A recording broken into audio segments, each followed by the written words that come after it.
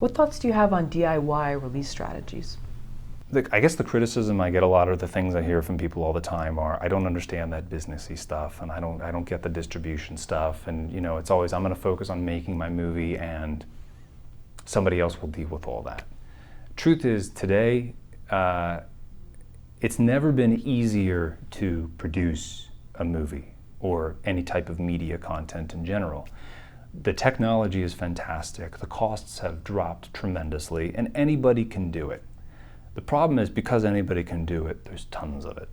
And so it's more important, I think, now for filmmakers and writers to be cognizant of what is needed in the marketplace and how that whole end process works. And the great thing is that there's never been a better time in this industry for people to do it all on their own. Anybody can create a website, anybody can create a blog, anybody can build a fan base using social media platforms, anybody can spit out and leak information about their title and build up an audience and build up an interest and have that magical moment when the product is ready to be released, already have a great collection of people out there willing to buy it. So it's, I guess my view on it is there's never been as much power in the hands of individuals and individual content creators as there has now, and I think that's only going to increase. So I think the ability to take a project, an idea from beginning to end, cheaply, effectively, with very strong results, has never been more in the power of individual filmmakers. So for those people who want to do their project that is outside of the conventions of what I talk about in Writing for the Greenlight, they certainly can, and they should pursue what they want. But if you still produce within the genre conventions I write about, you're going to see a lot more traction, I think, on the professional side, because that's going to stand out a bit, that they were able to put a project like that together, make a bit of profit on it for a very cheap budget. That's somebody who can prove to themselves, we can bring them in and they can shoot films for us or write films for us or whatever. What can filmmakers learn from the app world? Metrics.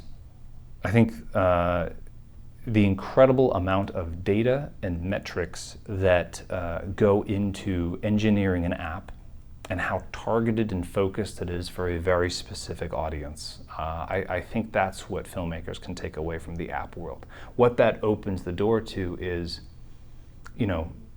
the genre conventions I write about in Writing for the Greenlight are good on a grand scale, but some people want to produce a documentary that's very focused on a touchy issue that's maybe only important to a very small minority of people. That's fine. They can exploit as much of that small percentage of people as possible if they focus it and target it and reach out to those individuals and communicate with them.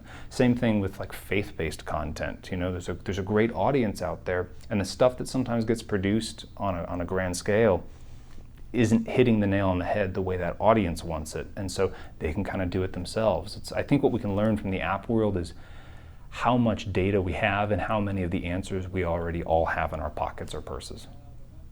And just with the app world beta testing something, can a filmmaker really do that with their movie? It's tough to beta test a movie.